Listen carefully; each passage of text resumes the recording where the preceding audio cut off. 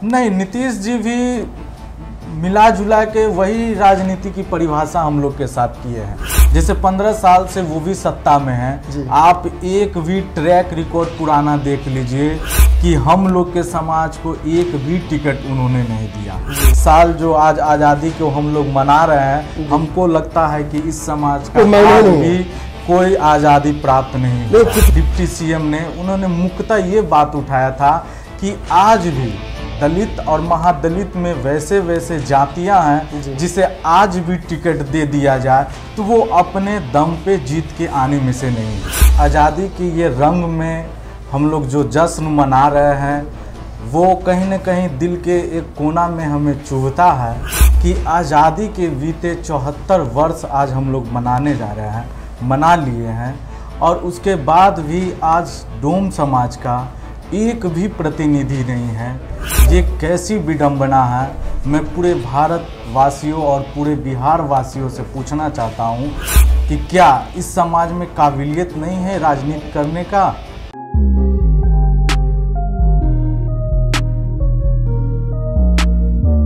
आज़ादी का असली मायने क्या होता है? क्या शरीर पर अगर कपड़ा हो, मन में विचारधाराएं स्वच्छ हो और भविष्य को लेकर कोई चिंताएं नहीं हो तो उस व्यक्ति को आज़ाद कहा जा सकता है क्या? अगर आज़ादी की एकमात्र मैं कहूँ आपको जो विचारधारा होती है, जो उसका विश्लेषण होता है, जो उसका डेफिनेशन होता है, वो यही है, तो क्या आप मानेंगे कि आप आज़ाद हैं?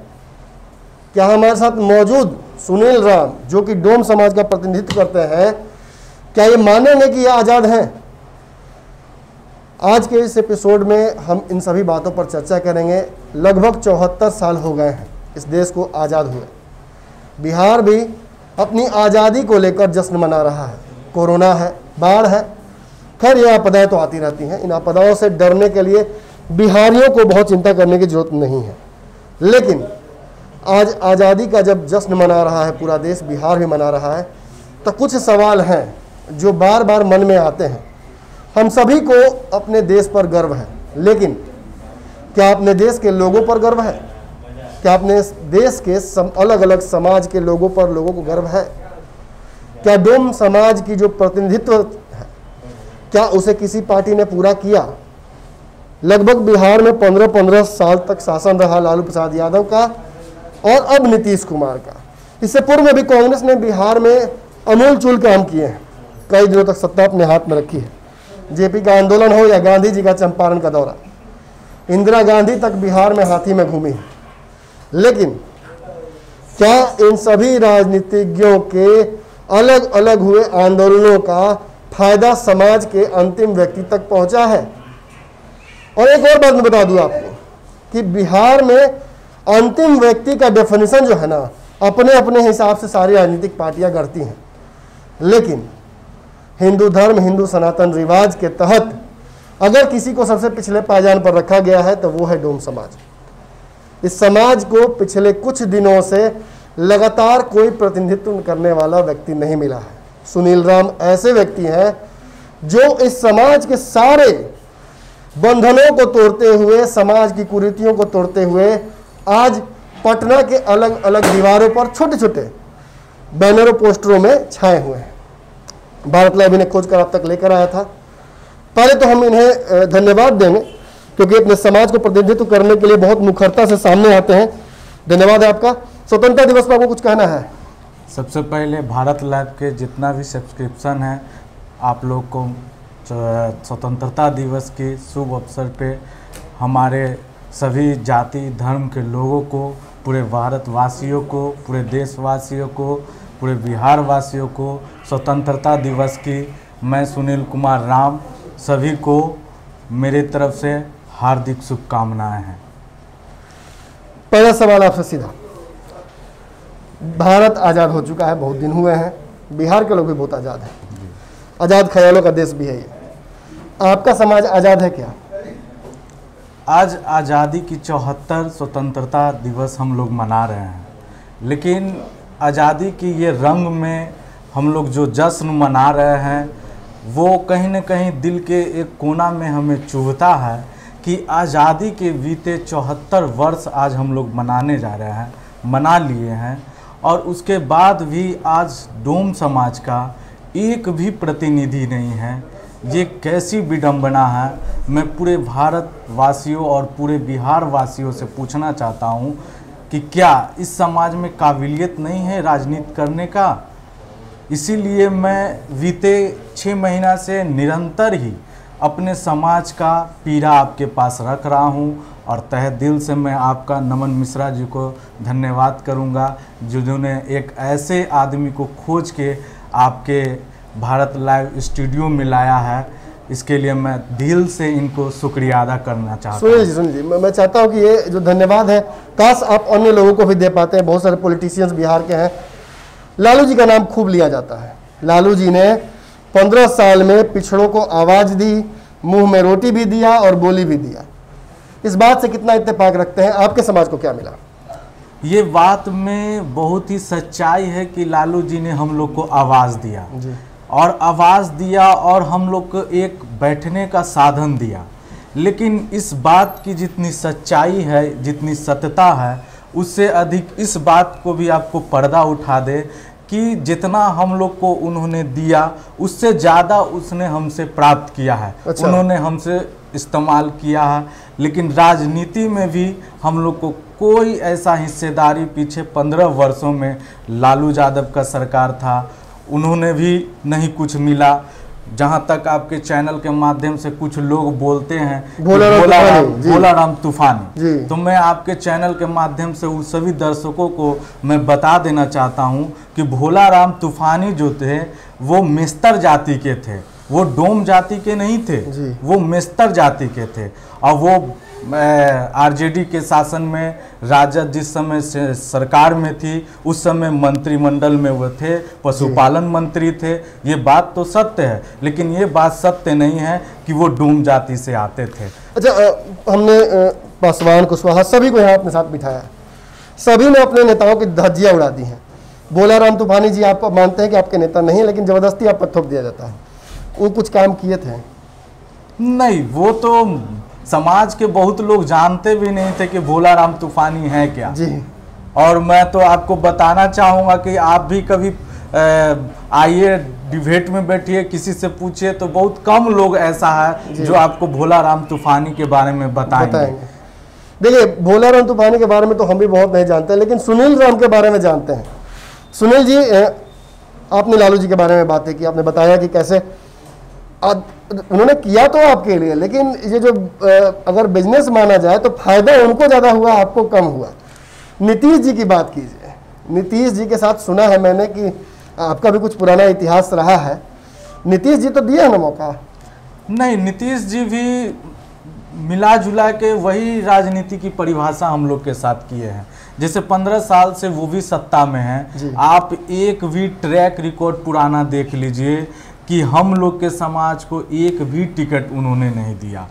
अब ये कैसी मन परिस्थिति है, वो लोग इस समाज को क्या समझ रहे हैं, नहीं समझ रहे हैं, वो तो वो लोग देखे। लेकिन आप 15 साल में वो भी इस समाज डोम जाति को खासकर टिकट नहीं दिया है। दलित में दिए हैं, महादलित में दिए हैं, यहाँ तक कि पासी समाज, यहाँ तक कि रजक समाज हम लोग से अब ज्यादा तो है नहीं। आप लोग भी जानते हैं कि हम लोग पूरे पटना क्या पूरे भारत में हम लोग का समाज आपको हर चौक चौराहे आपको मिल ही जाएगा। लेकिन वोट परसेंटेज होने के बाद भी डोम समाज को 15 साल में भी नीतीश कुमार जी ने भी कोई टिकट नहीं दिया है। मेरी जानकारी जितनी है, शायद बिहार में 9 राज्यसभा सीटें हैं। बिहार में लगभग 70 के आसपास, या अगर मेरी जो ज्ञान है उसकी कमी हो सकती है, एमएलसी की सीटें हैं। 243 के आसपास बिहार में विधायकों की संख्या हो सकती है। लेकिन सभी पार्टियों को जोड़ लिया जाए और प्रतिनिधित्व की बात की जाए तो लगभग 5000-6000 लोग चुनाव लड़ते हैं। इतने संवैधानिक पदों पर पूर्व विधायक लिखकर भी लोग घूमते हैं। कई आयोग हैं, कई ऐसी समितियां हैं जिनमें प्रतिनिधित्व दिया जाता है समाजों को।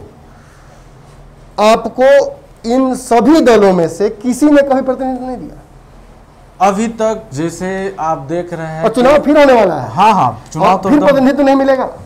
वही तो मैं निरंतर प्रयास कर रहा हूं कि कम से कम हम लोग का आवाज सरकार तक जाए, हम लोग के भी बारे में सरकार सोचे।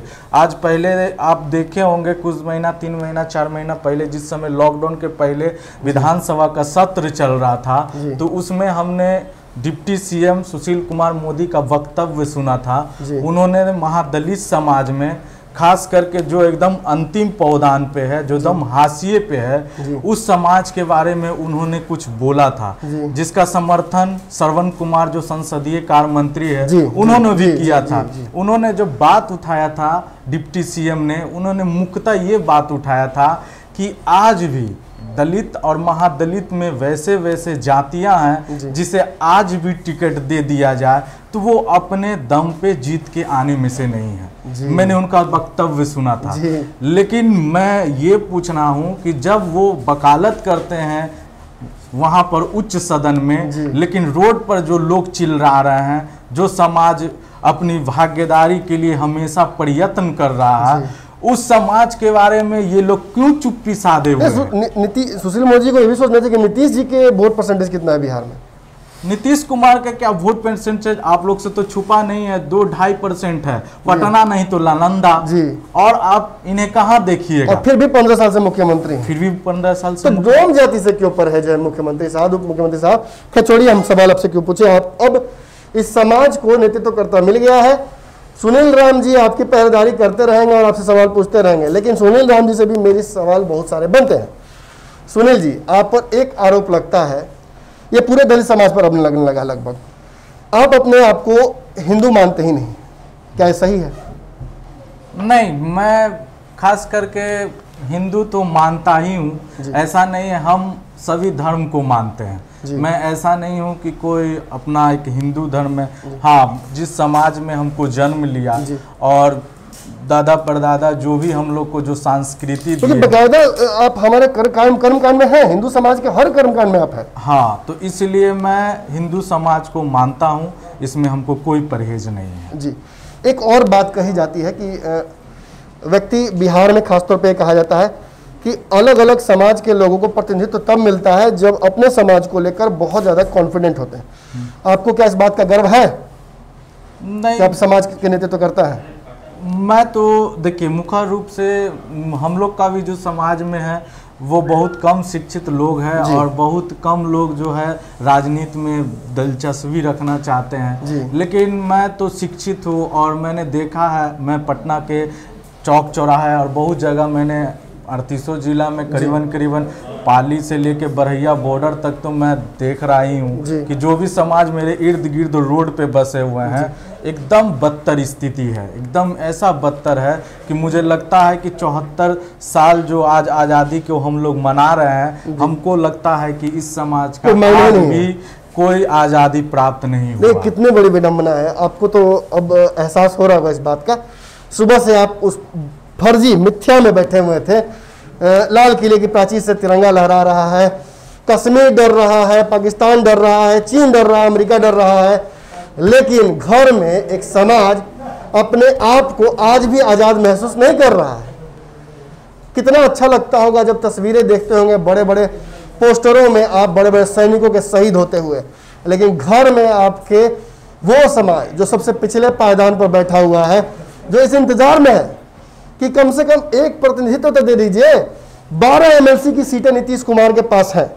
अशोक चौधरी जिस समाज से आते हैं वो भी दलित समाज ही है, पासी समाज से आते हैं। दूसरी तरफ कहीं ना कहीं कहा जा सकता है कि और भी लोग हैं उनकी पार्टी में, चाहे श्याम रजक हो या और भी लोग हो, उन सभी को प्रतिनिधित्व दिया जा रहा है। लेकिन नीतीश कुमार जी के सामने एक डोम जमा समाज का व्यक्ति गुहार लगा रहा है कि आपके पास अभी भी समय है, सोच लीजिए। अगर इस समाज को प्रतिनिधित्व दीजिएगा तो ठीक है, नहीं दीजिएगा तो आने वाले समय में कहीं ना कहीं आपको इसका दर्द झेलना पड़ेगा, जैसे लालू जी को आज झेलना पड़ रहा है। एक सवाल और मेरा आपसे है, लगभग सारी राजनीतिक पार्टियों को आपने अपनी तरफ से तो न्योता दे दिया है कि आप हमें प्रतिनिधित्व दीजिए, किसी ने अभी तक इंटरेस्ट भी नहीं लिया। चुनाव लड़िएगा? मैं समाज के लोग से फीडबैक लेने के बाद, क्योंकि अब तो आपको चैलेंज कर दिया सुशील मोदी जी ने भी कि आप नहीं जीत सकते अपने दम पर। चुनाव लड़ने की बात है तो हम लोग समाज को इकट्ठा कर रहे हैं, हम अपना संगठन को विस्तार कर रहे हैं। वहाँ से जो फीडबैक मिलेगा उसके आधार पे मैं चुनाव में जा सकता हूँ। इसलिए अभी वहाँ से हम लोग अभी दौरा कर रहा हूँ। बीते देख रहे हैं आपके चैनल के माध्यम से हमने बहुतों ऐसा जगह है जहाँ पर कोई नेता और कोई पॉलिटिकल स्टैंड के लोग वहाँ नहीं पहुँच रहे हैं, लेकिन वहाँ का स्थिति जो है वो आप घुसने लायक नहीं है, लेकिन वहाँ भी आज इस समाज के लोग जीवन यापन कर रहा है। तो इसलिए अब जो चैलेंज एक्सेप्ट करने की बात है, जो चैलेंज मिलेगा उसे तो एक्सेप्ट करना ही ना होगा। पीछे मुड़ के तो भागने वाले में से नहीं है जी, भागने वाले में से कहाँ है। आज़ादी किसी एक जात ने थोड़ी दिलाई थी। एक बात समझ लीजिए, अपने जितनी हमारी हैसियत औकात है, जितनी की इनकी हैसियत औकात है, ये भी प्रयास कर रहे हैं, हम भी प्रयास कर रहे हैं। लेकिन सच्चाई यही है, इस वीडियो को देखने के बाद आपको फील गुड नहीं होना चाहिए। आपको खुद से सवाल पूछना चाहिए, और जिस भी राजनीतिक पार्टी से आप जुड़े हुए हैं या आपकी विचारधारा जुड़ी हुई है, उस पार्टी के नेताओं से सवाल जरूर पूछिएगा, इस समाज को प्रतिनिधित्व क्यों नहीं दे रहे हैं। क्या छोड़िए इन सब बातों। सुनील राम जी को बहुत जल्दी हम इनके लिए एक पेटीएम नंबर लॉन्च करने जा रहे हैं। इनका व्यक्तिगत नंबर होगा। आप इनकी विचारधारा से अगर इत्तेफाक रखते हैं तो इनका सहयोग कीजिए चुनाव लड़ने में। ये स्वपोषित व्यक्ति हैं, किसी राजनीतिक पार्टी से इनका लाग लपेट नहीं है। चुनाव लड़के अपने समाज को प्रतिनिधित्व देना चाहते हैं, और इसके लिए बहुत ज़्यादा किसी के दरवाजे पर खड़े भी रहना चाहते हैं। इन्होंने स्पष्ट तौर पर पटना की दीवारों पर अपनी तस्वीर लगा दी है, और केवल अपनी तस्वीर लगाकर ये बात और मांग कर रहे हैं कि हमारे समाज को प्रतिनिधित्व क्यों नहीं दिया जा रहा है। ये सवाल आप भी पूछिए, और बहुत जल्दी इनका नंबर हम जारी करेंगे। उस नंबर पर इनका सहयोग कीजिए, ताकि समझ में आए कि समतामूलक समाज आप बनाना चाहते हैं या बस ये ढकोसला है किसी नेता के बेटे को मुख्यमंत्री बनाने का। फिर अगली कड़ी में मुलाकात होगी। धन्यवाद। बढ़ाएं अपना कदम सक्सेस की ओर शिखर करियर इंस्टीट्यूट के साथ। शिखर करियर इंस्टीट्यूट पूर्वी भारत में एकमात्र कोचिंग संस्थान जो एक्सक्लूसिवली है मेडिकल एंट्रेंस एग्जाम के लिए।